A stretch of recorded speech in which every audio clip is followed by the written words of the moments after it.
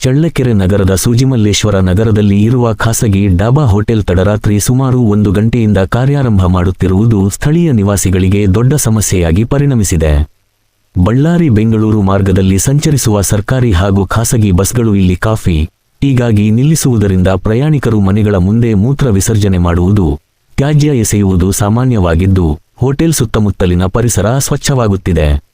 ಇದರಿಂದ ಪ್ರತಿದಿನ ಬೆಳಗ್ಗೆ ಮನೆಮಂದಿ ಸ್ವಚ್ಛತೆ ಮಾಡಲು ಕಷ್ಟಪಡುವಂತಾಗಿದ್ದು, ನಿವಾಸಿಗಳು ತೀವ್ರ ಅಸಮಾಧಾನ ವ್ಯಕ್ತಪಡಿಸಿದ್ದಾರೆ. ಕೂಡಲೇ ಸಂಬಂಧಪಟ್ಟ ಅಧಿಕಾರಿಗಳು ಕ್ರಮ ಕೈಗೊಂಡು ಈ ಸಮಸ್ಯೆಗೆ ಕಡಿವಾಣ ಹಾಕಬೇಕು ಎಂದು ಸ್ಥಳೀಯರು ಆಗ್ರಹಿಸಿದ್ದಾರೆ.